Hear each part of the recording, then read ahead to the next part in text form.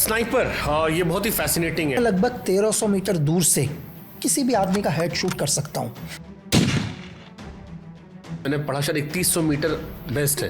3500 metre Canadian snapper sir.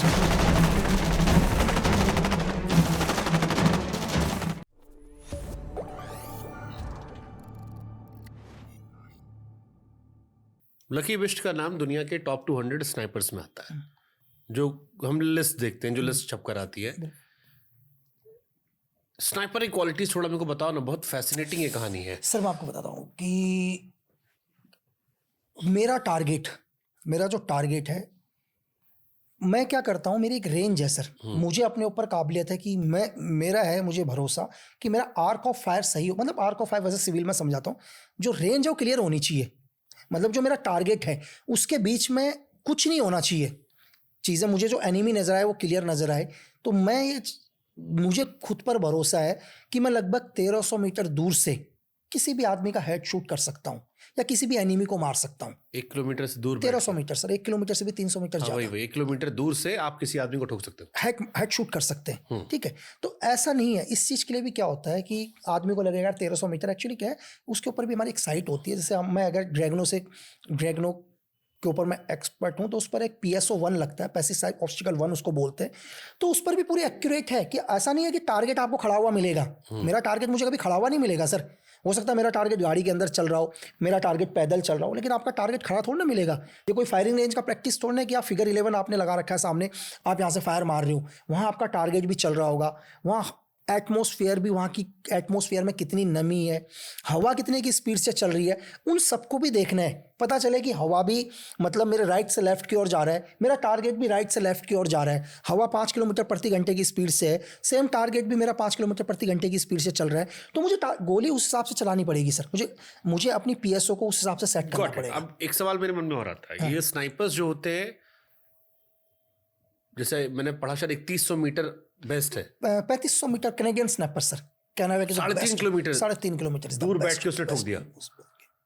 जो best आज तक का वर्ल्ड का जो बेस्ट रिकॉर्ड है वो 3500 मीटर समथिंग है सर। तो ये अगर स्नाइपर्स ओलंपिक में आने लगे, तो ओलंपिक के तो पूरे डायनामिक्स चेंज हो जाएंगे सर। वो देखो, वो एक डिफरेंट चीज है सर। ये एक डिफरेंट चीज है। वो एक मिलिट्री एक डिफरेंट है, गेम एक डिफरेंट है सर। अगर आप मुझे सपोज ये बोलो कि जैसे फौज के बहुत सारे लोग बाद में जाते हैं ओलंपिक्स में आते हैं। बिल्कुल। जैसे अभी मैंने एक लास्ट ओलंपिक में देखा, उन्होंने बिना ग्लासेस के नॉर्मल कैप ला के शॉट कर दिया। डेफिनेटली सर, डेफिनेटली, बिल्कुल। और वो हिट हुआ, सिल्वर शायद मेडल उन्हें मिला। बिल्कुल। तो ये इसी बैकग्राउंड के लोग रहते हैं। मतलब ये अगर स्नाइपर्स की दुनिया के लोग आने लगे। हाँ, लेकिन सर अगर मैं आपसे एक चीज पूछ रहा हूँ कि चलो ये भी ठीक है, आपको अगर ये मेरा पॉइंट ऑफ व्यू है सर, कि आप क्या चाहते हैं कि आपका एक स्नाइपर दुनिया को सेव करे या एक ओलंपिक का मेडल लेकर आए, वो ज्यादा बेटर है सर? नहीं, ऑब्वियसली बात सेव करे, दुनिया सेव करे। बट जैसे राजवर्धन सिंह राठौड़ साहब थे, वो कर्नल थे, वो आगे उन्होंने इंडिया के लिए सिल्वर जीता।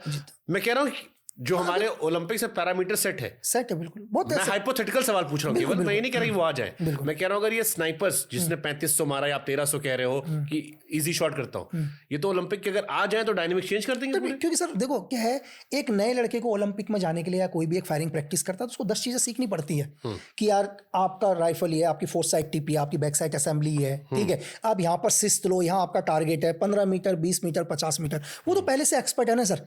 आप तो एक जिस जगह पर फायर कर रहे हो, मुझे भी नहीं पता कि ओलंपिक का मैंने आज तक कभी रेंज नहीं देखा, फायरिंग रेंज नहीं देखा, मुझे नहीं पता वहाँ हवा की स्पीड क्या होती है सर, क्या हवा की स्पीड होती है, क्या नमी होता है। लेकिन जब हम लोग ग्राउंड पर टारगेट करते हैं, वहाँ हमारा टारगेट भी रनिंग में होता है सर, हवा की स्पीड भी होती है। अगर टारगेट गाड़ी के अंदर चल रहा हो तो उसकी स्पीड अलग होगी। बहुत डिफरेंट। जो बेसिक चीज़ है, बेसिक से बहुत हाईली एक्सपर्ट चीज़ एक स्नैपर को ऑलरेडी पता है सर। कभी आज तक ट्राई नहीं किया, आपने चीज़ बोला, अगर मुझे लगता है कि अब कभी वो प्रैक्टिस पर आए तो उनके लिए बहुत ईजी होगा। देखो इतना मुश्किल नहीं होगा जितना एक आम आदमी के लिए मुश्किल है, उतना मुश्किल एक स्नैपर के लिए नहीं होगा वो फायरिंग प्रैक्टिस करना सर। ठीक है।